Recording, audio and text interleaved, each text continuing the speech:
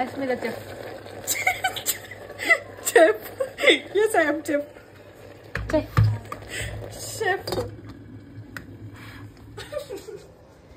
ఏమైందంటే ఇక్కడ ఇప్పుడే టైం ఎంత అవుతుందంటే 8:30 అవుతుంది అనుకుంటా. నో వెయిట్, 10 అవుతుంది. 9కి పండులాగా తినేసి వచ్చినారు వీళ్ళు. ఇప్పుడు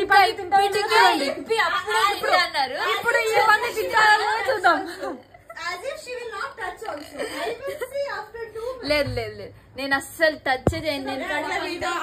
ఇంకొక పంది చూడండి ఇక్కడ. ఇంకో ఆమె చూడండి, బిగ్ బాస్ కోసం వెయిటింగ్ ఆమె. నేను చెప్పాను వద్దు ఇప్పి అంతా అన్హెల్తీ, అవన్నీ తినకూడదు అవన్నీ చెప్తే వీళ్ళు ఏం చేస్తున్నారు. మిడ్ నైట్ చూడండి మీరు, ఆమె ఇప్పుడు 2 minutes లో ఆమె పంది లెక్క ఎవరికి కూడా తినకపోతే అప్పుడు అడగండి ఆమెని. వీడియో అట్లనే ఆన్ లో ఉంటది, లైవ్ లో ఉంటది. అసలు నేను టచ్ కూడా చేయను. చెప్పు చూడ కష్టపడుతుంది. చెఫ్ అయితే పాపం అస్మి ఎందుకు చేస్తుందంటే, నార్మల్ గా వంటలే చేయను మనిషి, ఎందుకు చేస్తుందంటే నేను ప్రాజెక్ట్ రిపోర్ట్ చేస్తానని. నేను చెప్తాను అప్పటికి అసలు అన్హెల్తీ ఫుడ్ అవంతా మంచిది కాదండి. ఆమె గాడిద లెక్క తింటుంది, ఆమె 30 ప్లేట్లు తింటుంది. మిడ్ నైట్ క్రేవింగ్స్ అంటారు. మిడ్ నైట్ క్రేవింగ్స్ ఎవరికైతే వస్తూనే వాళ్ళే చెప్పి తినకూడదు. Unhealthy, you should not come now. Her bed will be completely on it, Sudha. She has put new bedsheet.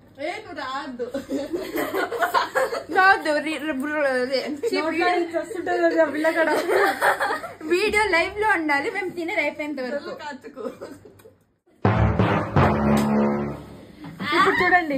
ఇప్పుడు చూడండి ఎవరైతే 100 అన్నారో ఫస్ట్ దుంగుతుంది పై నుంచి. Come Sudha. Sit. కూర్చొని తిను. Where are you going? Hand wash. By the time she comes, కాలిపోతుంది. we have to complete it. Which will not be possible.